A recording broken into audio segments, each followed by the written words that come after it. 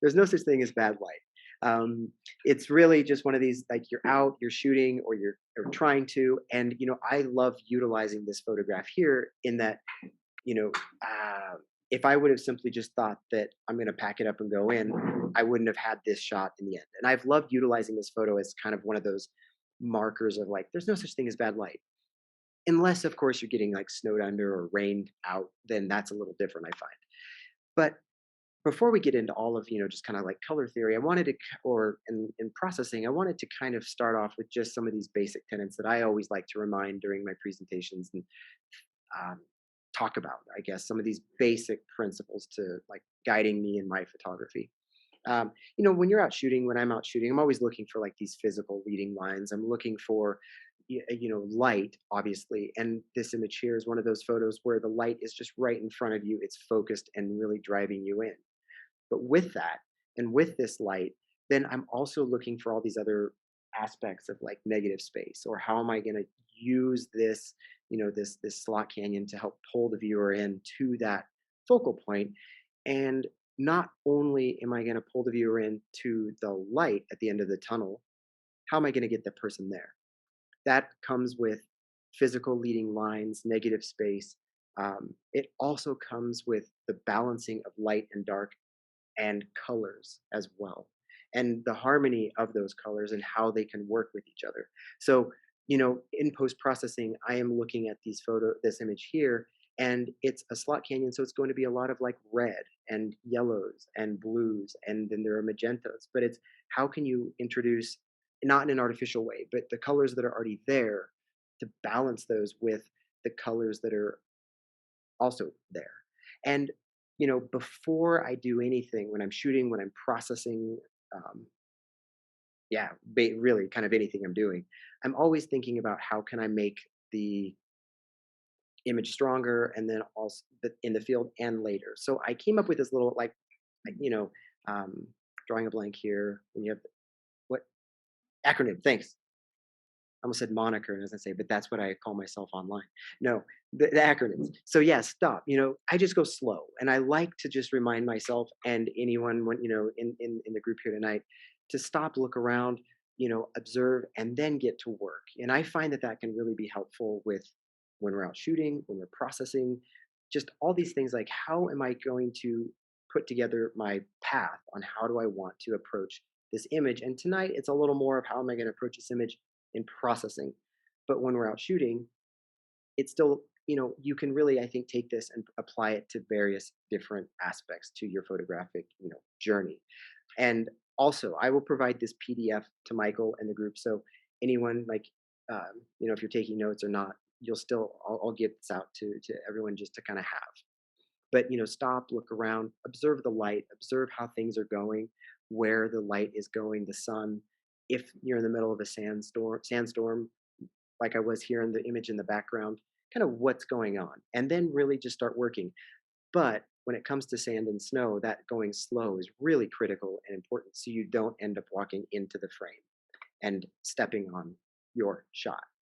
Um, and when I'm working in the field, what I'm really always striving for, both in shooting, but then also when I'm processing, is how can I achieve simplicity?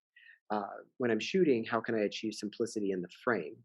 When I'm processing, how can I then take this composition that I've put together and just kind of create simplicity within the frame without distracting elements of pulling my eye to the left, to the right, when I want to keep the viewer's eye focused on the frame. Or for this, this image, like in the background, you've got the volcano. When I was in Iceland, it essentially it's just utilizing the light, creating drama, creating these effects, or not effects, but working with what you have there. But you can see in the back a little bit, you have the warm and the cools, and so naturally the colors are there already. So it's really just looking at how to work with and augment, and those colors that we have. But again, it comes back to light and then color, because it's all intertwined. And we'll get to the color wheel and kind of talk a little bit about luminance and that. So this image here, you have that like just like grabs you. It's just a really, really vibrant photo. And The colors are there, the saturations there, all things are really going on, and then they kind of hit you. Um, this is one of those times when I was really trying to go slow while shooting, and I was utilizing my drone. And so this was one of those times where you're trying to time it with eruption of the volcano. You're trying to get yourself into a perspective that's going to showcase what you're trying to do, but you're also trying to do all this before your battery dies. Right.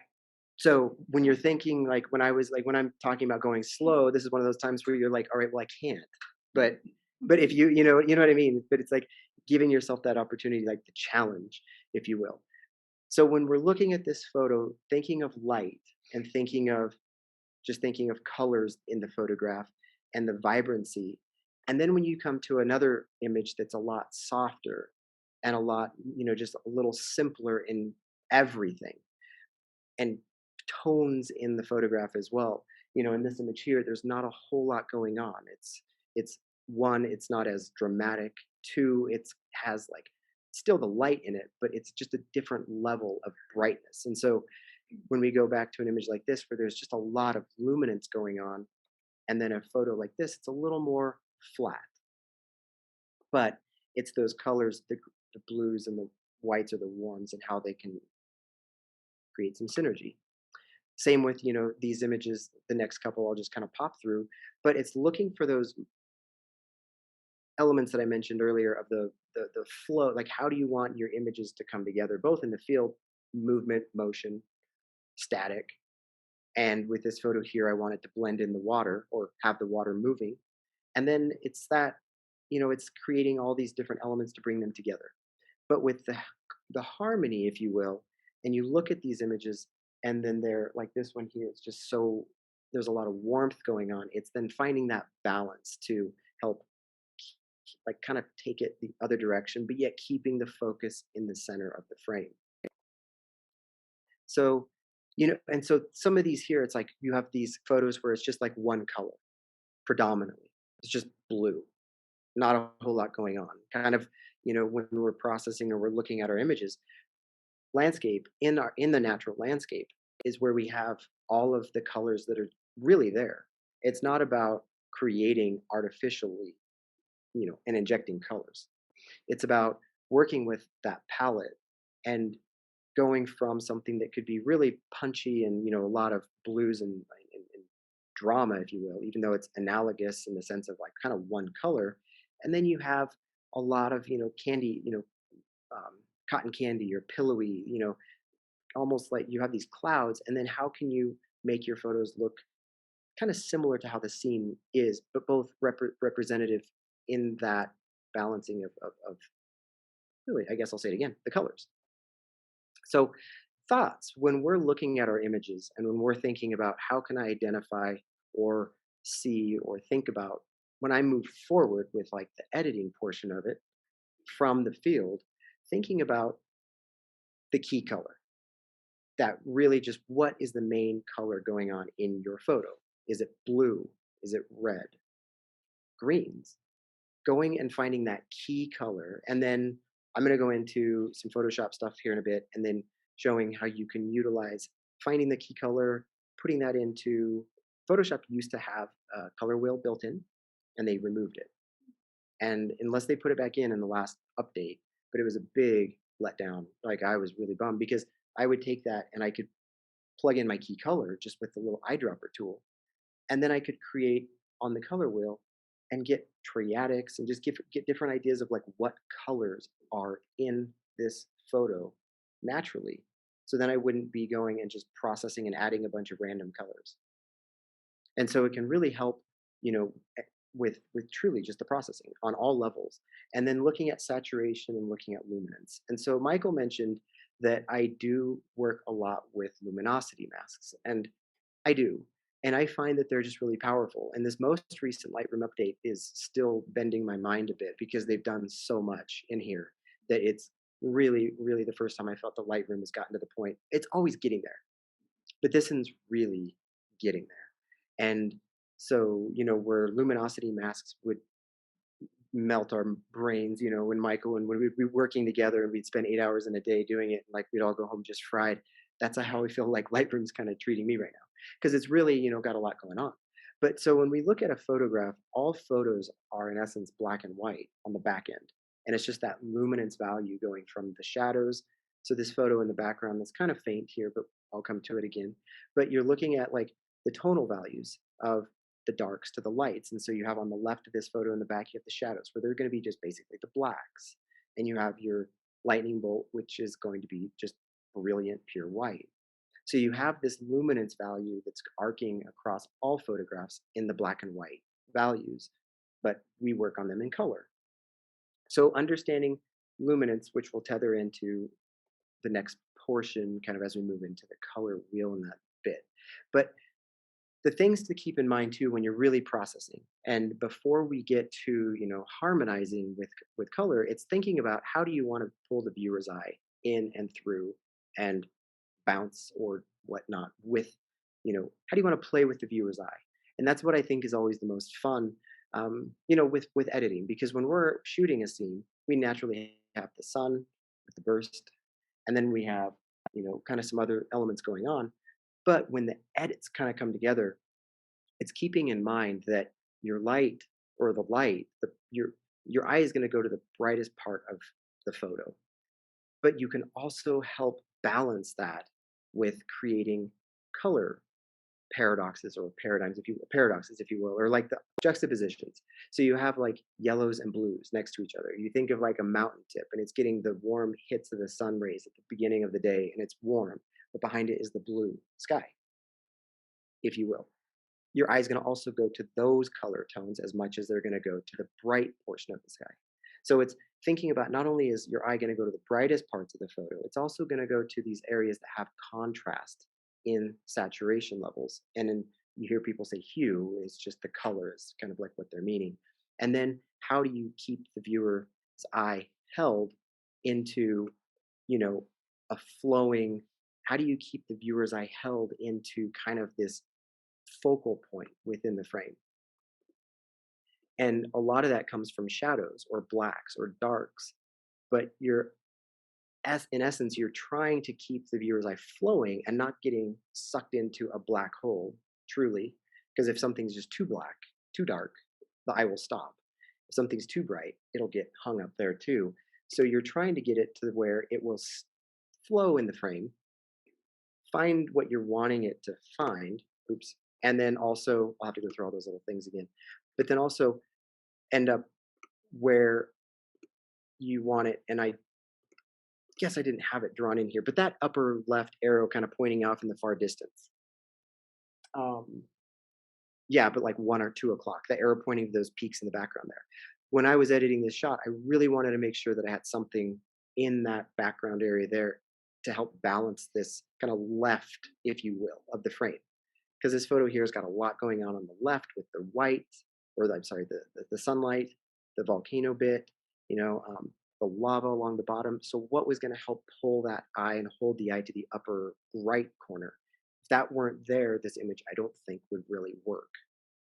Or if I would have darkened that more. But so the idea was just to help, or how can I really help the viewer as I pull through?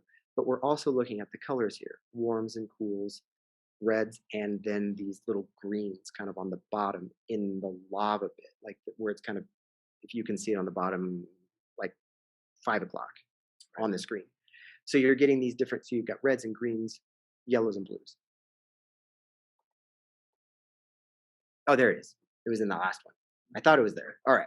So then you're, and so like with these, general landscape photos, kind of working on that diminishing scale or diminishing perspective of something really big in the foreground, pulling the eye into the background.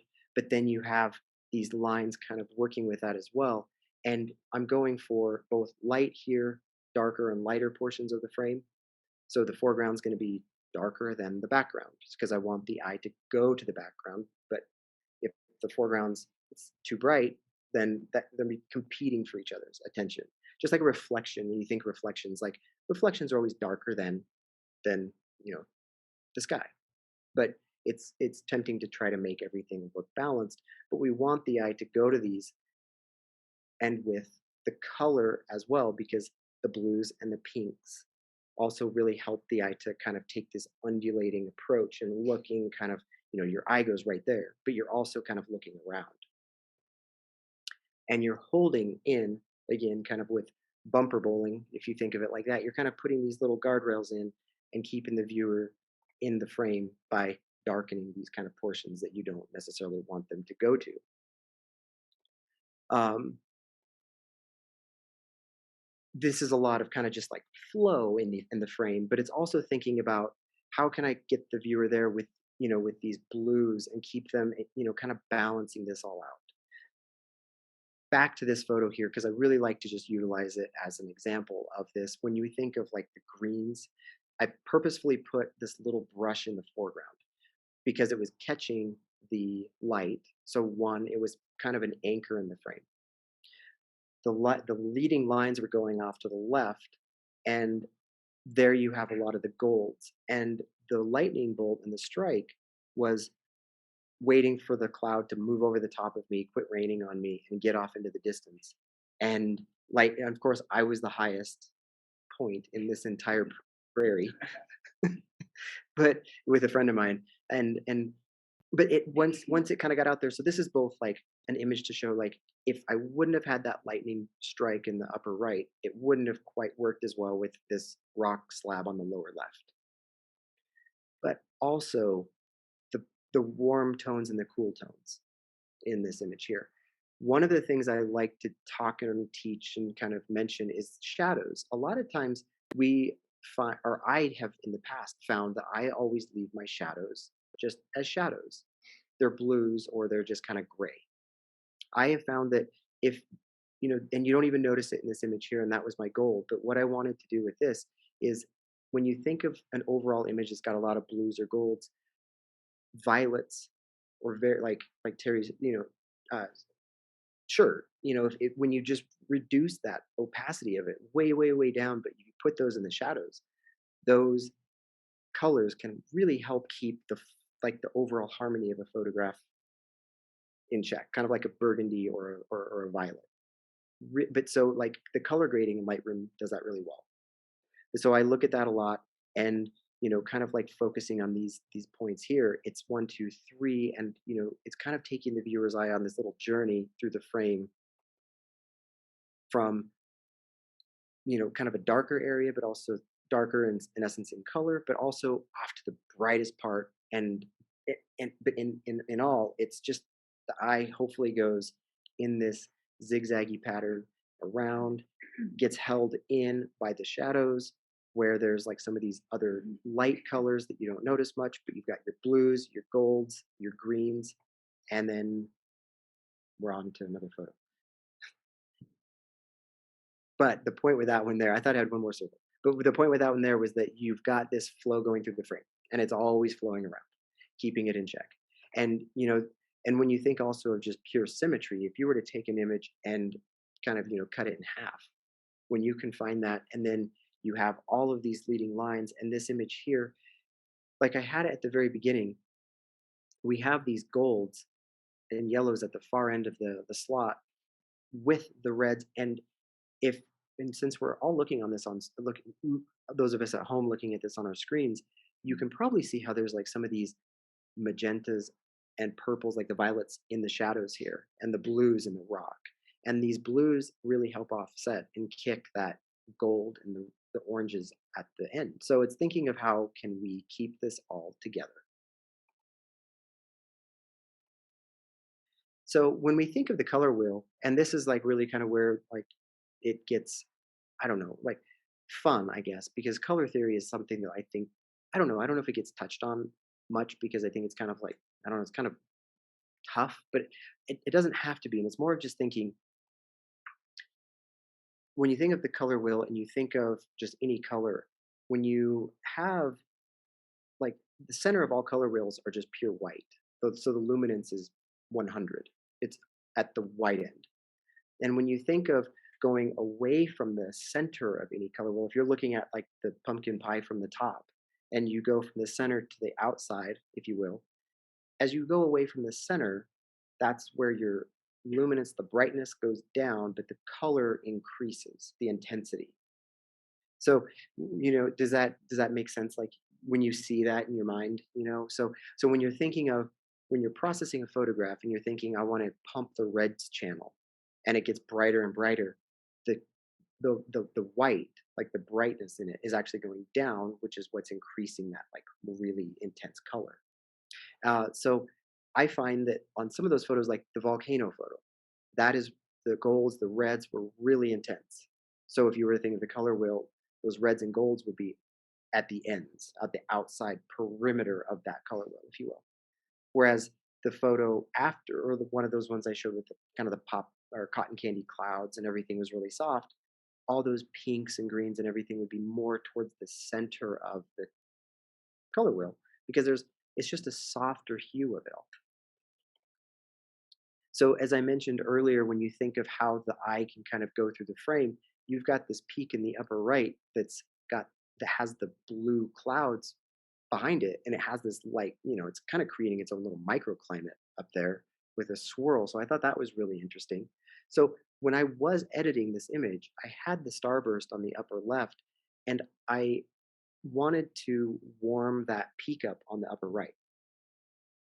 I wanted to really make sure that there was emphasis and draw to that peak on the upper right hand corner.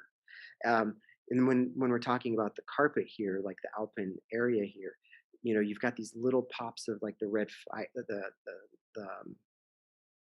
paintbrush. Just these little bits intermixed within all this green. So when you think about these really intense colors like the reds, they're often, and even these little yellows, they're often found in these little isolated pockets. And so when you think about like if you saw this image here and it was just a carpet of red, it wouldn't be as pleasing of a photo. But that again is just this is how like it is in nature as is. But when it comes to how I wanted to make sure that the viewer was brought through the frame was the lights to also the color up in the upper right hand corner on that peak, not just the light on it or the clouds around it. And so then this is kind of that converse bit when you're thinking on, all right, we have you know all this tamarisk and we have these different like really soft hues. They're going to be a little bit more just there's not as much saturation in this photo, and that's why these are so beautiful and nice to look at, and they just really are pleasing, and they're not jumping out at you and kind of really just grabbing you in the same way. They're pulling they're pulling you in because they're just like, and it's not to say this photo here is like dynamite, but I liked to utilize it to show how you have these contrasts within the frame. And and then just looking at some of these after me going through and talking a little bit about how those values interact and work within a frame, we have these purples, like I said, and blues. Like just when you think about like a winter storm breaking up in the morning, there's just all kinds of golden light. This was in Death Valley this March, and it was snowing in the distance, and it was a sun ray kind of just coming in right as that snow was coming down. So you have just this. So if you're thinking about how the scene would be, it would be just this really beautiful warm light with this stormy cloud, purples, blues, like all kind of mixed in. And so it's just simple in that regard. But it's thinking about how intense to make it as well if you're working on it. But again, I don't like to inject or falsify things. It's purely just working with what's there. Blues, greens, golds, teals. You got the cyans here, um, and I'm laying this out here so then when we get into kind of like working in Photoshop, or kind of talking a little bit in Photoshop here, how this kind of all makes kind of comes together and makes sense. You have these really punchy, pull you in, just like looking into, reds. Like there's nothing more just grab you and kind of hit you than just a vibrant, bright red, which in this case, it was the lava of this volcano. And then the warms, but the cools. And so it's on this guy here specifically, when you think of ash or you think of volcanic ash, but here it's kind of has that like bluish, purplish kind of look to that anyway. So when I was processing it and putting it together, I was making sure that I wanted to have those tones work with each other, the warms and the golds with kind of those purples and blues versus just like a gray flat or a flat gray. We talked about it, but And then when you're looking at these, like, just these lines that pull you in, and then you think of, like, this is one of those images where if you're really looking at it on your screen in the dark or whatnot, you'll notice that in the shadows, like at the peaks off in the distance here in Death Valley, is just a really soft bit of like that violet, just to add that nice, like, you have the golds, you have the yellows, you have these soft blues, and when you think of the color wheel, it all really works. You think of whites and blues and golds, same similar kind of concept. Um, so when we think of that, and when we think of these different images that we've seen, and you think on like this photo here, or even going back to the image previously, but when we're looking and we're thinking, all right, what is my main or my key color? And so in whenever anyone talks about it or you read about it, it'll be saying like, what's the key color in a photograph? Specifically, like this image here, it's a lot of golds and reds. So when you're thinking about a key color, it's the predominant color. And I don't want to say primary because that gets confusing of like primary colors, um, but key and main. So this image here, when you think of the reds and looking at the wheel, you have your reds and your golds. And then the opposing color is going to be your blues. But then, so you remember when I mentioned that I like to at times kind of pop in or inject slight bits of violets? Um, let's see here. I can't. Bruce is trying to get in. Can you let Bruce in by chance on there? Does it show it? I just don't. I can't see my mouse. Things.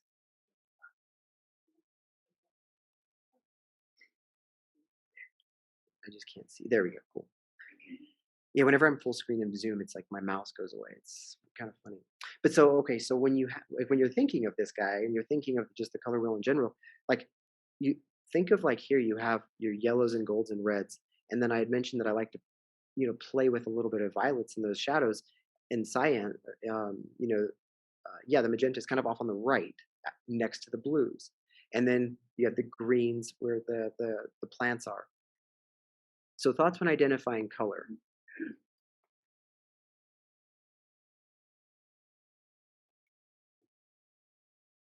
Finding your primary, or your key, finding your key color. And that is then going to really help you identify a lot of what other colors will work, can work, and already are in the photograph. And so, this image here being predominantly primary, a lot of reds and golds, then it's like it's really on one side of the wheel. You're not getting there's not a lot of greens. There's not a lot of anything else going on in this image, but that's okay because they're all in a similar area and grouping. So when I'm working on like, because when in Lightroom, when we're working with a radial filter or working with grad filters, we do have a lot of option to like warm up like the sky or to warm up the peaks if you're wanting to warm a specific area. So we know that that will really work. And it's so in this image here, when processing, I'm thinking, all right, I'm wanting to warm up these peaks. But if I go too warm, then that's going to be yellows, just pure yellows, and I don't want to do that. I want to keep it realistic and real and just the colors that are there. And then with that, I have this red clay or this red bentonite. And then I also am in the shadows, and shadows are bluish. So we have all this. So we have all of these colors just kind of on one side of the wheel, and it all works together. And that, these circles are kind of, they're just talking a little bit more of that. Then we have these more like triadics, and you think of triads like tripods. You think of like you have your colors, and you have your key color, and this is going to be just greens.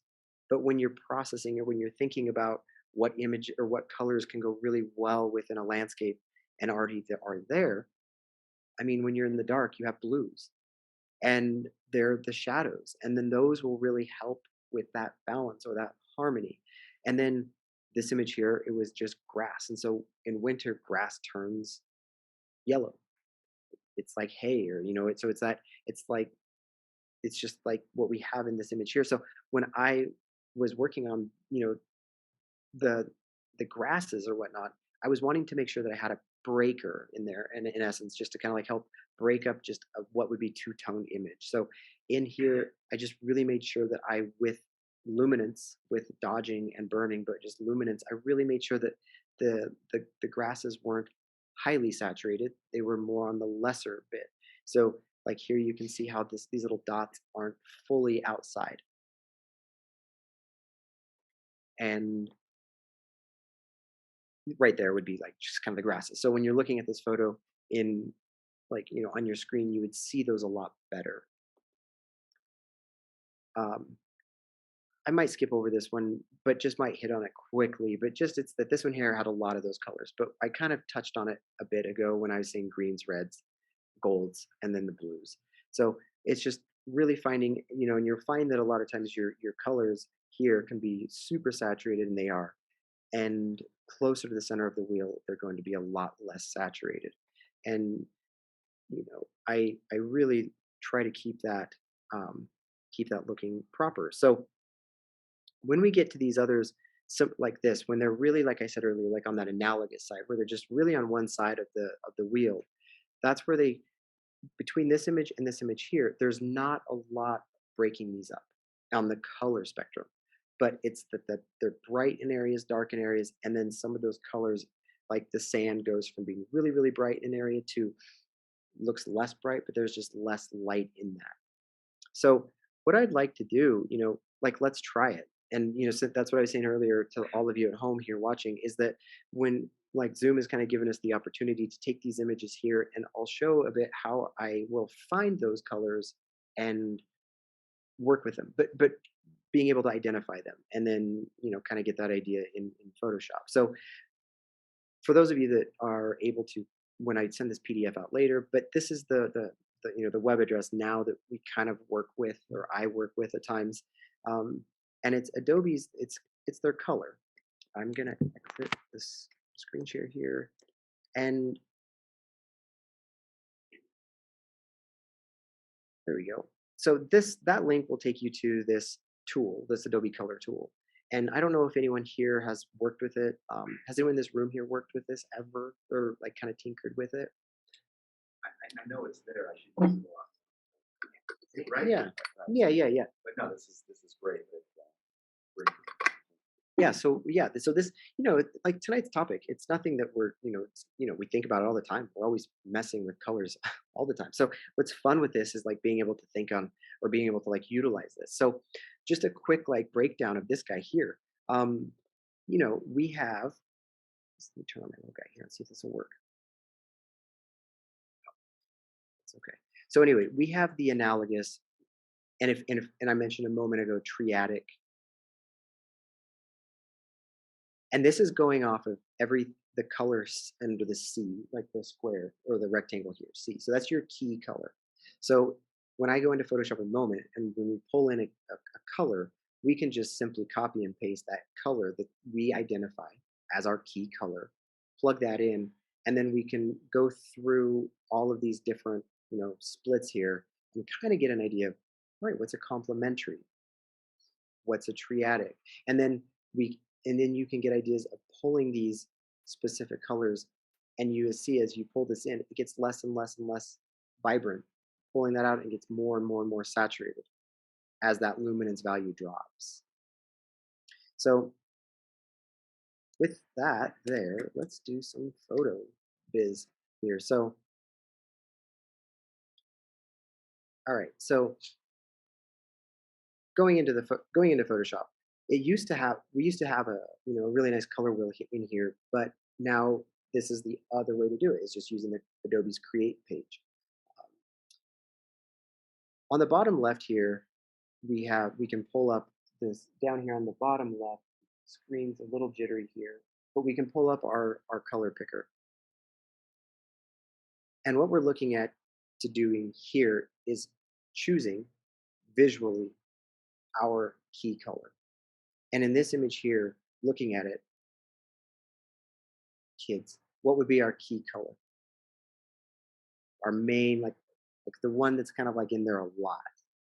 Just overall. Yeah, red or red, orange, somewhere in there. So, so going off somewhere up here in the cloud and clicking in that, we'll see the new in the box. And you see the BA7027.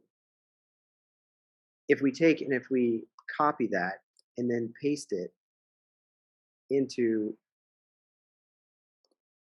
the key color there, that's going to give you an idea of which colors and which are in there, and also which can work. And you can go with split complementaries, and you can read about these. And so that's the thing. It's specifically, I don't feel like I need to talk a lot about that, because you can read on these. What do they mean? Square. You've got all these different colors that, and the idea here is that it is showing what colors can work. And so when you're looking at these, um, I'm just drawing a blank here right now, but when you look down here and you're thinking, um, on the bottom panel, and then you go back to the photograph, we have those gold or those greens down in in the ash and the lava. We have the reds and the golds. We have the blues, and the purples, and all those colors are being identified, and all it's taking is off this one key color and then populating which colors can work. It doesn't know which colors are in there. It just knows which colors can work. And so I find that working with this in form of starting off in a raw file and then also checking it at the end.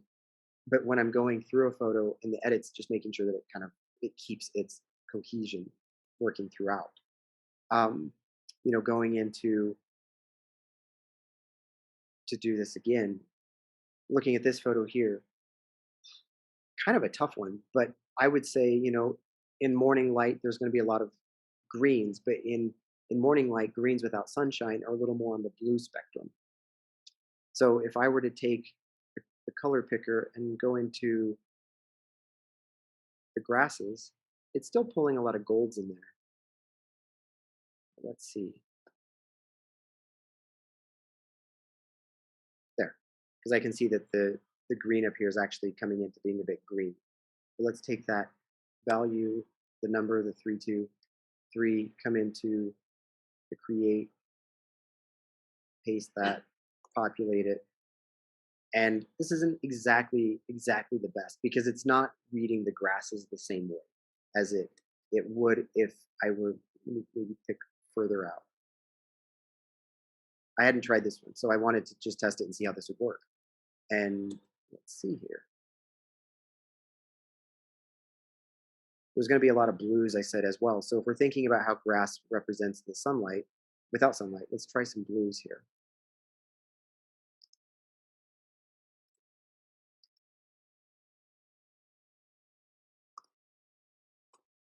There we go. So I took the reading off the sky area, and then it ended up doing a lot better job of pulling in the colors that are really a lot in that image. Really soft. I'm going to split this screen up a little bit,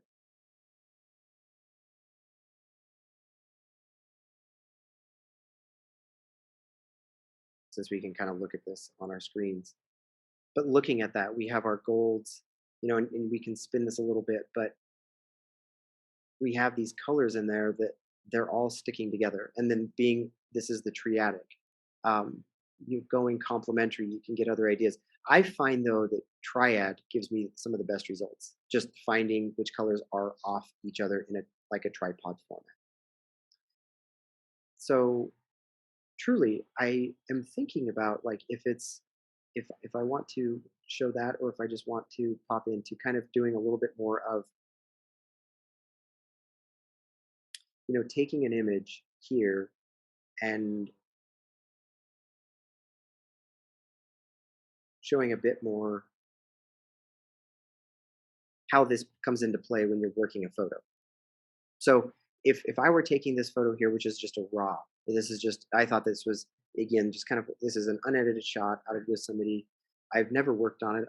I just thought it was a fun one, in essence, that you have like really great representations of lights and darks, but also what we know is going to be in the shadows for the blues or whatnot, and then the golds. So if I were to take this image here, and I know that there's going to be a lot of blues in this shot because there's a lot of shadows. If I were to take some samplings with the color picker, there we go. We'll just go some blues here. Take this value, take it into,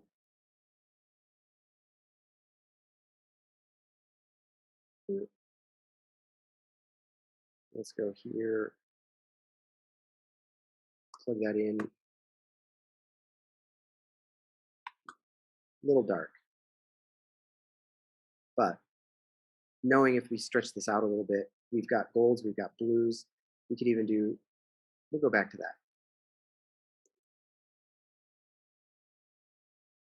So when I like, as Michael mentioned, I do tend to work a lot with these luminosity masks, and so I find that taking and getting a, working in the luminance values for luminosity, working with our lights and our darks. If I were wanting to just really work with those lights, knowing that those are going to be gold, I can pop on and work with a a this is just a quick little a quick run through of like filters. And so I have different like old school filter tones or warmths. And I could find a nice like warmth that I would like. And that's only hitting the warmths, the whites, the lights, I mean, in that luminance value. But we're also going here with density, and this is pulling it more towards just highly saturated, if you will, less saturated, and but finding that like nice balance. So there we have our like warms. If I were then wanting to balance this image with a bit in here in the darks, I'm going to be looking at what gets my photo on the darks. And everything in white is going to get hit, white or light. So right there. So I've mentioned that I really like magentas or violets. And so if I pop on, so here, color, this is where it's a really great representation of luminance. So if I take this up to the upper left corner, you can see brightness is 100, luminance is 100. If I take this to the bottom, brightness goes to 0, luminance goes to 0, but saturation goes to 100. So that's where I was explaining that like the center of the color wheels are going to be white or light. And then as we move off to the right, that's where you see that saturation and luminance value kind of bounce with each other. So you're seeing the saturation goes up, luminance tends to on a color like this, if I stay towards the top, the luminance stays high. As I go lower, that luminance is going to go darker, less and less and less. But the saturation is at 100%. So if I were going in this kind of area here in the shadows,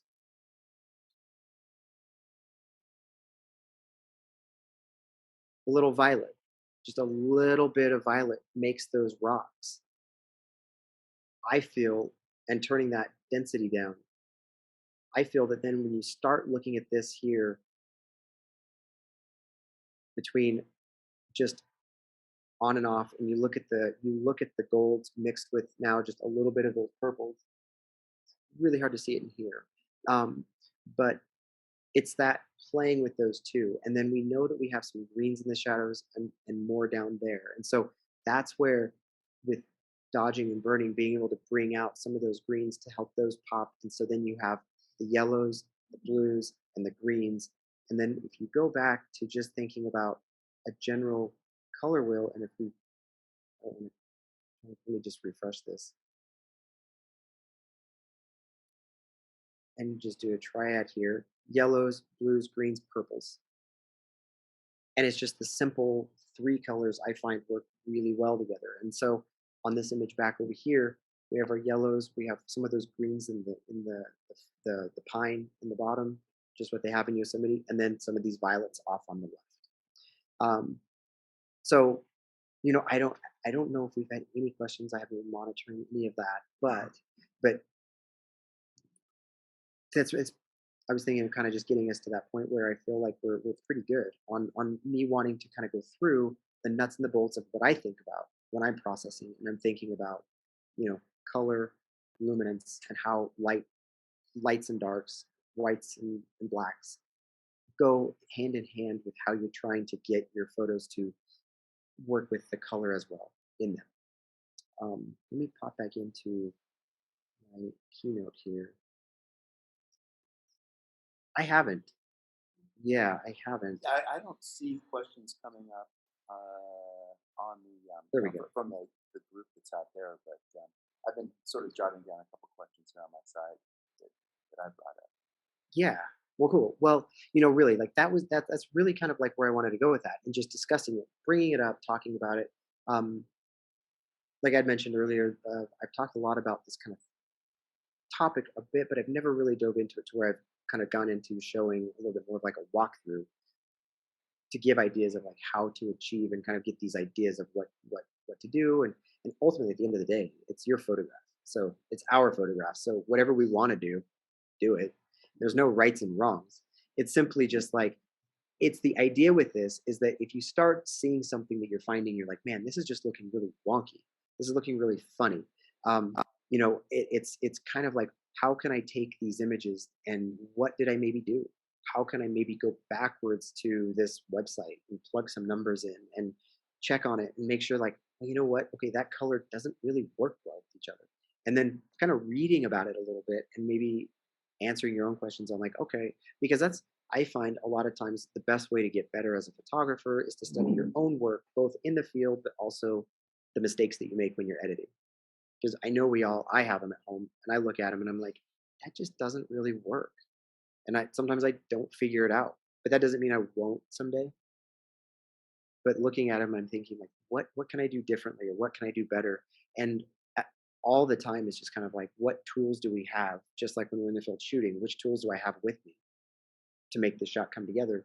Processing, what tools do I have and how well do I use them and can I use them? And so, like I said, Lightroom now with so many of these different masks and adjustments and incorporating colors with luminance, and I mean it's like the possibilities in Lightroom have really really gone to the next level.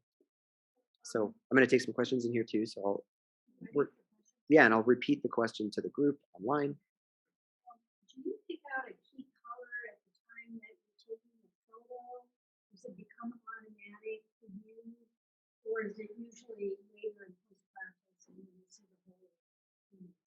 So the question is, do I see the key color or pick it out in capture?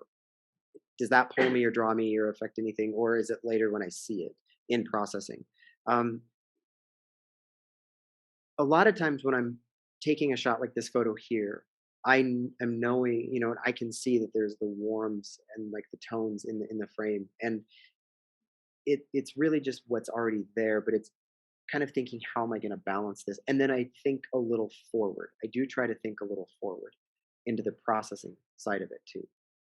But ultimately, what draws me is not so much the color, but the areas that I'm generally photographing, like Iceland or the Badlands or some of these, Death Valley. It's like they're already beautiful and that like the colors work well. And so if you get good light or if you get things that come together, then you just have like a photo that can work with you or you can work with. Yeah. Did you have any other questions? I guess the other thing is kind of a rule of, you have a rule of thumb about, you're talking about balancing, you have negative space, and then you have a bright spot up there. Again, do you consciously try to frame the Yeah. photo to balance everything? Yeah. So do I shoot almost, yeah, do I balance like in the frame when I'm shooting, and do I think about a lot of that? Yes, absolutely. This image here, um I shot at a couple different like millimeters, if you will, like zoom. Um but ultimately this shot here is zero crop, it's out of camera, and I was specifically going for um you know this little you know pond, this little like catch of water, and then kind of the line and everything. So I was really, really looking at how can I put these little white, I forget what they're called, but they're like little cotton balls. And I was really going for that. I don't want to say thirds, but I was looking for how can I, kind of stagger this photo and not put the horizon right in the center, and then balance it because I had a lot on the left with a lot of this sunlight coming in and this little inlet kind of coming in on the left. So I was trying to balance that with these peaks and everything on the right. So I was really looking at knowing that there's nothing on the left, but the light and the sun warmth is going to be that like left balance to the right balance. And then the photo kind of all the white in the bottom. Because if you didn't have these little white little um, cotton balls, then you wouldn't have like a lot of interest because it would just be grass. It'd be just green grass. So I was really looking for a bit of that.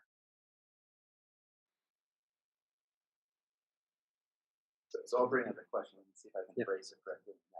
So when you had the let's see, just the mechanics of when you were going through and you were looking for the color, I guess the dominant color, the key color in that on your image, Yeah. color picker, and you're selecting that. Now when you go back over to that, the Adobe color wheel or the Adobe Yeah. color page, it looked like on the bottom there's like five boxes, five different colors, and I think each time you were selecting the one that was in the middle. Is Yes. that okay? Yeah, I yeah. just So wanted to make sure I yeah, got that. so you want to so let's pop back in here. So you do want to make sure that you're picking and you're setting because you could put it over here, but you really want to use this. See, like it says, the base color. So this color here is the base that affects the others. Got it. And whenever you're entering that in there, and then it changes the colors of the other, say, four boxes or whatever, Mhm. and it puts, up there on the wheel, then you can compare and identify those circles that are within there that are you're kind of looking at those as the, let's say, complementary colors, or those are the ones that you would then Yes. go back to your image and say, if I can find those in my image, can I have that get that kind of that color harmony, have those all work together better? Yes. Yeah, because you can take and you can get an idea for like D here. So if you were to have pulled, if we were to have pulled, like we did about on B, if we're looking at it, let me switch this here to trying to get, there we go, Right. roughly. So C. So initially we pulled C in a minute ago and it was somewhere in here, something like that. And then, we've got this kind of color out in here. So you can take some of these colors like this 6-4 whatnot. Right? So if you wanted to, you could take this into copy and paste, take this into some of these areas here and plug those in as well to get a different like color for like a photo filter or to try to help blend in some of these different colors. Right. And then you're going to go back to that image, and hopefully it has some of those tones naturally Yeah. within it, but you may have to, like you say, the luminosity masking, or dodging, breaking, or whatever techniques that you're using, try and incorporate those into where they're naturally they have some elements. Some of element. that in Yeah. there, Yeah. but then Yeah. enhancing it or Yeah. bringing that out. Okay. Because like if we go back to this here, we don't exactly have just like like a lemon yellow going on in the photo, but we know that we have, based on just what we see in nature, we have something more like, when you think like maybe what is now in D, right? A little more of that color, which would then be a bit more corollary to what we have here along the rock face. But it's Right. still utilizing those hues or those color channels Okay. to work within and find, and so again, it's not that you're going and you're just like, I'm gonna put in and like paint color into this photo. Like sometimes people do. It's purely just more like, all right, well, we don't have like a citrus lemon going on, but we do have this yellow going on. And then we do have in shadow, we do have the blues and or, kind of some of these what we have in B here, like more like the violets, Right. which And is then, what I put in the shadow area. right, and then it's extracting that, which it like you say, you're not just taking the paintbrush and grabbing a color and making it look artificial. It still has a real natural look to it. But Yeah. bring those colors that are in kind of complement would be like dominant color. Exactly. Right. Yeah. And so that's just going back to photo fit leads like here in Photoshop, just adding the warmth there for that sun, that kind of sunset light, adding in a little bit of those violets for the shadows that kind of start happening when the sun starts going down. And then right there, you've kind of got this nice balance, and already there's that harmony, and your eyes seeing it, and it looks a lot more appealing and pleasing than just a flat photo. And so in this here, like if I were to go and if you were to add just blues into the shadows, which just not add in, but work with the blues. For me personally, I really like the way that a violet looks to a blue. Personally, it's just softer to me. It's a little more atmospheric. And I find that just like, you think of purple flowers, you think things like it's just a really beautiful color. And so I just like to work with that on a personal level. Um, yeah, so really, so everybody, I mean, if there's questions more. Can you go back to the color wheel website? Yeah. So I noticed that when you're adjusting the circles, Mhm. they all kind of move at the same distance from the center point connected. So if you're looking at one of your images and you're like, oh yeah, I have the greens and I have the purples and they're kind of here, but that yellow is like Way out there. Is that something where you say, oh, I know that I can see that it's off, but I pull that Right. back down so that it's a R- lighter or right. deeper color, if you will, Yeah. where you're going Right. to help harmonize Kind of those balance colors it. in the image a little bit more? Yeah, no, really good question. Okay. So let me go back to this photo. Yeah, totally. Let me go back to this photo here. So this image here, if you look at the little red, the little red, like the paint paintbrush, if you will, on the carpet here on the ground, like these are going to be they're going to be at the end on the red. So if I were looking at this photograph and I'd be thinking, all right, if I were going on exactly what you're saying, and I know what you mean, if I were looking at this and I was thinking, all right, if that were going to be my guide and concern to like say like, okay, everything else is kind of softer, like the blues and the yellows on this photo are going to be like softer, if you will. The greens and these reds are going to be very saturated, which means they have less light in them, luminance. And but on this front, they're so small throughout the frame, they kind of need that. So if even if that was showing me, like for this photo here, I would leave it. But if it was like all greens or like just like too much saturation, that's where I will also still go into like to your question, like in processing, and I can reduce some of those like you were saying, like kind of dial back some of that if it's just way overpowering, and that utilizing the wheel can really help get an idea that like because those reds in that photograph would have been out here just looking at that.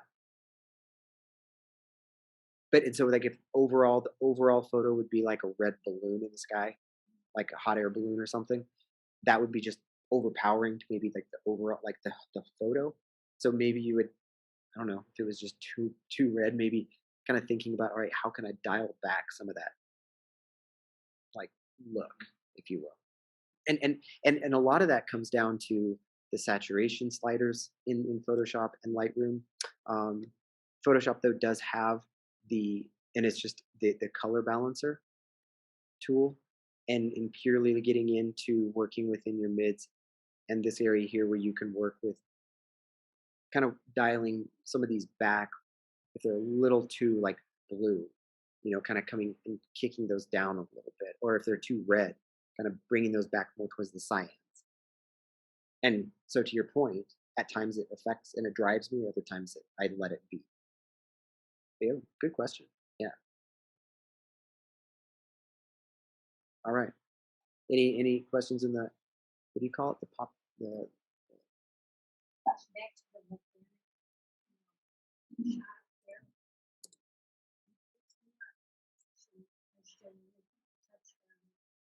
there. this one? Yes. It's interesting you're thinking reasoning rationale for picking the volcanic part of the image to the right. Because when you're talking about where the eye goes, Hmm. I would think you would keep it central and that you've included that other spot. Earlier you were saying you were balancing it with colors. Yeah. No, yeah, good question. So on this photo here, and I think what I have done since is I have cropped it a small bit Oh, to have less of this like far left and far right. And so, but what I didn't want to lose, is I wanted to keep that lava now you see on the lower left uh-huh. in the frame. So losing a little bit of just what you see on the edges here, Yeah. like So out I here, think kind of also extraneous. the judging goes on.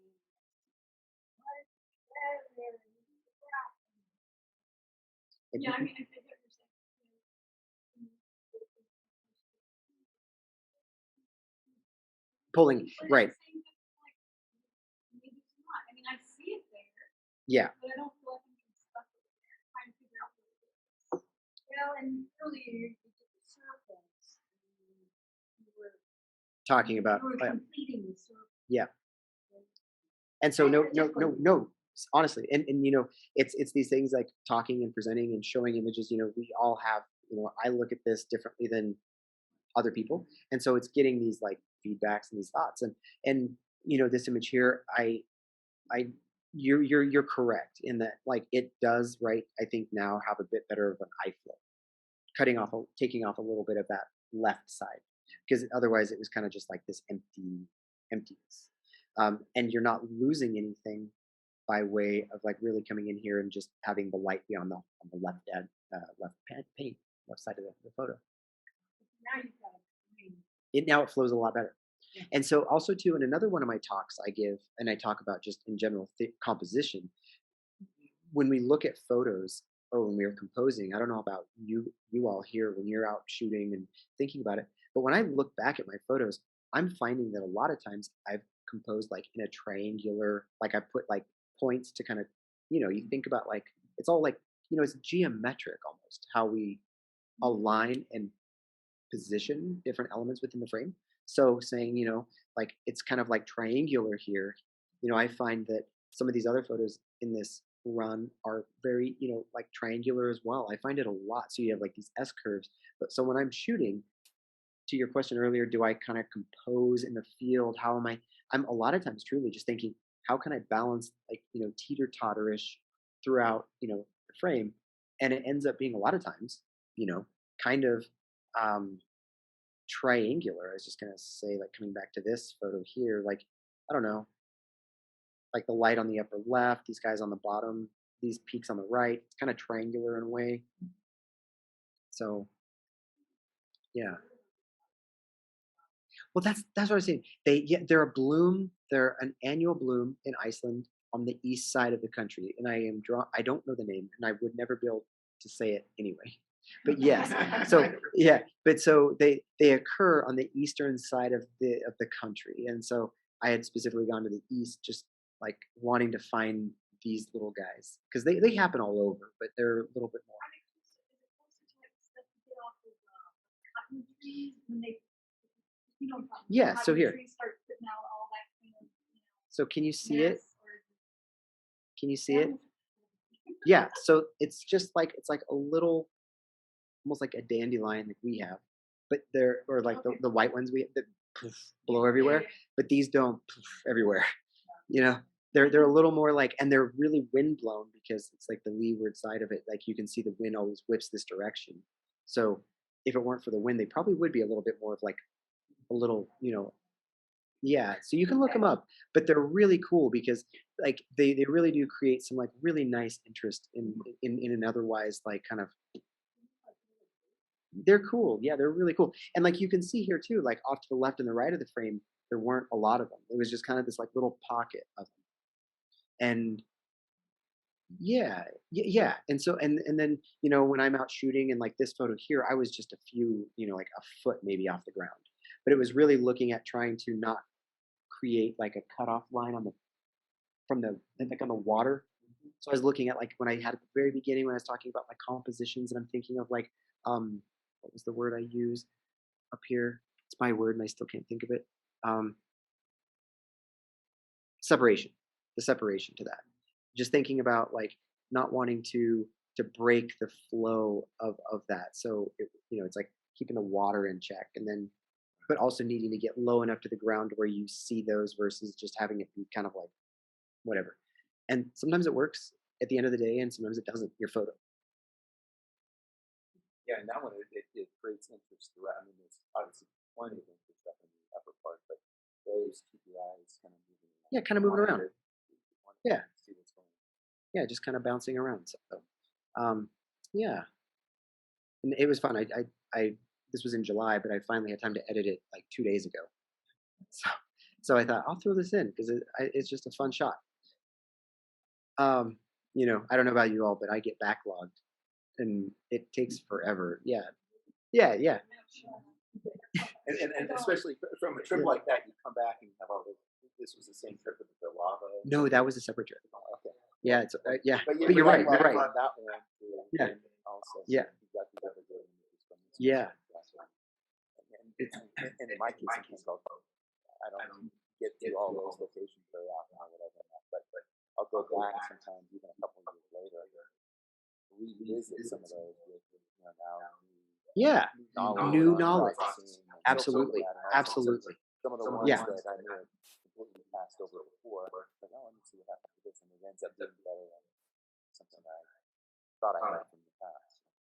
100%. Yeah. So yeah, Bruce. Hey, what's up, man? Heard you just got back. Yes, 12,000 images. Hey, There you hey, go. buddy. We'll see you in 2023, Bruce. Yeah. No, seriously. Yeah, you come back from these trips, especially like that when the Bruce went on and when you're shooting wildlife, and um, um, I might have 12 good ones. Well, I mean, 12 good ones. Heck, that's a good number to. That's a good ratio. I mean, still, Bruce, how many days were you there? Type it in. 12 days. There you go. Yeah. So, when I'm out shooting, it's really hard to think coming back, but I like Bruce right there. Like, I often will try to, if I can get one fun shot, good shot, one keeper photo per day, if I could think of it that way, that's kind of fun, because then you have like, I don't know, like a little gallery you could put together. But yeah, good job, Bruce. But have fun. 12,000. Yeah. Yeah, congrats. There we go. There you go. Yeah. Yeah. Okay. There it is. Yeah. Yeah. Yeah. Because they're just really, really, really pretty. So I remember the lupins all around the the airport. lupins, yeah. In June, the lupins all around the airport. So when the one time I've been there was in June, um, and yeah, they were all over, first, second week of June, so Yeah. Yeah. it never got dark. Yep. Sleep. It's kind of weird. But those were all over the place. But I don't recall seeing. You said this was July and it was only on the eastern side, For the most, and I made yeah. my way kind of off to the east, but I Yeah. don't remember seeing that. So this peak, a lot of you have heard of like the Vesterhorn. It's like you see it from the other side though a lot of times. Um, this is from the backside looking at. So this is like kind of going past and keeping going, wrapping around farther east, looking back at it from the backside. These clouds are hovering over the top of Vesterhorn. I But was right in that vicinity, but I don't have any books like that. so okay, so you know the area. And this is just kind of a nicer area for sunrise because it catches the light a little differently than getting, and then also too, well, it was cloudy on the other side. Um, so, but yeah, I don't know. This has been fun. Really, like I hope everyone on the other end here. This is the first time I've presented during post whatever COVID that's had like kind of bit live, bit virtual or online. So anyway, all of you that are here, and thanks so much for sticking on. But it's been a lot of fun tonight to see everyone here in person and also kind of catch back up with the group. And yeah, so this year I have some workshops coming up. I have so like I said, I'll pass this PDF around, but Death Valley in March. Um, yeah, thanks so much, Bruce. Um, looking forward to catching up to you with you as well whenever you're back around. White Sands, that one, putting it together still. We'll be doing that with Dan and Nicole, Dan and Ballard. I'll be doing it, but doing it like with them. And then, but the Badlands, I don't know if anyone's ever shot in the Badlands, but they are phenomenal. And I love getting off and hiking in a ways and getting into some of these areas that because most tour or photo workshops, they're just shooting from like um, from the road overlooks, and you don't have to go far at all. You just get off the road a tenth of a mile, and you get 2/10 of a mile. The farthest place I ever go to is about a mile and a half in, but it's like an elevation gain, I think, of like 600 feet. And that's because you're going flat and then going up on one of the dunes, and it's just like that's it, and kind of over some stuff. But it's just so fun. But like June, July, you get those thunderheads building, and you just get incredible storms, lightning storms. It's wild. Um, and then Crested Butte, and then some other ones kind of like pocketed in here and there. But these are the ones that are like on the calendar. So for anyone wanting to, I'll be updating that on my site soon. The Eastern Sierras, that one I love it, and anyone that likes to backpack, that's a good one because it's a little bit more of like a backpack carrier gear. And that one I do 2 people. It's typically August. August, yeah. And the thing with the TBD, it's like this year, I had it and I had 2 people signed up, but the fires broke out, and it was huge drought year out there, as we all know. Right. So it just ended up, the choice was made for us that like you couldn't even go in, and so it's kind of one of those like, if it can happen, it will, um, but it's incredible just to kind of go back in the John Muir wilderness out there. It's beautiful, just beautiful. And it's interesting. It's like you're hiking in with gear, and then you've got people that are like trail running this like 8-mile segment, and or like day hiking it. And I'm like, day hiking 8 miles in and out. I'm like, that's still a lot. Like, it's still quite a bit. So so anyway, so yeah, and then also too, just to mention it, since I do love processing, I work with a lot of different individuals. And it's really fun, that side of the business, because of COVID, has really like spurred a lot of individuals to, back like 5 years ago, you would see people offering, Skype processing sessions. And it was always like, who would actually like, you would offer it, but who would really like bite the carrot, if you will, because it's like, well, you don't have to do that. But now I think COVID, the silver lining is like, hey, you know what? It's actually awesome to be able to take control of someone's screen, like work on your computer screens from afar. I work with a gentleman, or I work with people all over. I was just going to say, I work with a gentleman out in Boston, this week, and I work with him regularly, and it's just like really fun. But so, coming up this year, would love to do some stuff with the group. Bruce would be fun, or Michael. Yeah. So just before you arrived, I was talking to a couple others in that, and I brought it up on that when we first started earlier tonight. Was I think the idea is it's been sort of challenging, right, to have workshops and in-person workshops for this last year and a half. So now as we go into 2022, the idea is let's start getting back into doing this. I mean, like I said, I've mentioned it already 4 times, how much I've learned from your and other people's. Yours in particular, when it came to, I think I attended one of your Lightroom, full day programs, a Photoshop program before I really knew enough about Photoshop to learn enough from it. But then I followed up and took that Luminosity Masks. And when you put, like I say, all of that together, it's in that series, in that sequence, or whatever that, Right. You come up with them. Well, So you're right. And we have a lot of new members that have, in this last 2 years, we have Okay. a lot of new members that have come Yeah. on board, some of which haven't had a chance to experience Meet your me and all that. classes Yeah, so forth. and some of the stuff that you do. Absolutely, that'd be super fun. And it's funny, like saying, and it's true. It's like Luminosity Masks. They go over, and I find like it's going to be interesting. I think almost now I'm like more comfortable in Photoshop than Lightroom in a way, with some of this, like just learning Lightroom, this new kind of stuff, and it's very different, and so it's great. So but it's that, I mean, I would love to come on and like especially some of this like the the luminance stuff concepts both in Lightroom and Photoshop would be really fun to do something like that with the group. And I mean, like I say, those are things that are really beneficial for members and stuff like that. But because we haven't had a chance to do those to a large extent for this last year and a half. It's just been kind of Zoom meetings. Yeah. Kind of just now getting them, trying to get Yeah, back they're to ready. the, Yeah. hybrid meetings. And as you saw earlier, every once in a while there's a little bit of a glitch with that. But Yeah. thank you for the headphones here. Yeah, no, that was great. So We like, have thanks. our annual year-end meeting coming up. That's that's the only time that we're able to hopefully meet with everybody. Oh yeah, that's right. You have that. Yep. And get an idea. It's like, okay, what do you guys want for next year? So we can start reaching out to people and work Yeah. on it. Yeah. And I Perfect. know that, looking at the membership, that about a dozen or so more new members this year. Oh, cool. So we'll have to, kind of really get a poll as to whether or not we Sure. About, some basic. Yeah. Basic Yep. some That'd be great. basic stuff for the number two. Cool. Let's talk about that for sure. Yeah, That'd be fun. that'd be great. Really, really fun.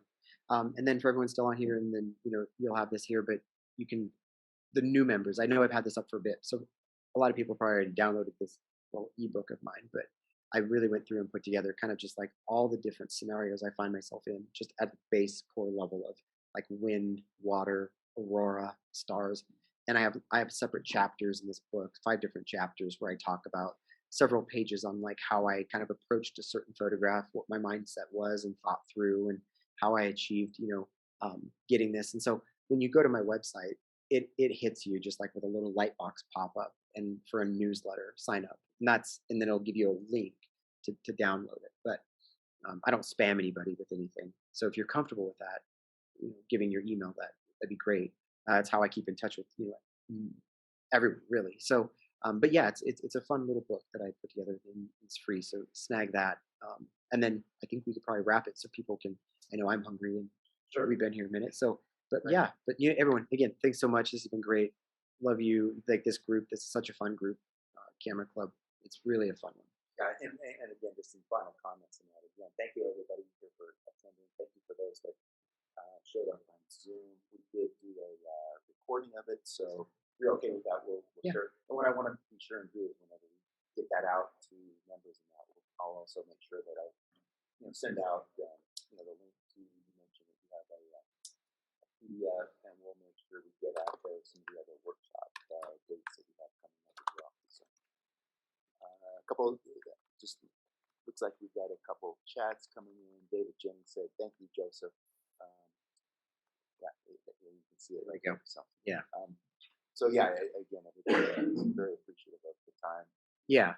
put into that. So appreciate it. Cool. Well, thanks again, everyone.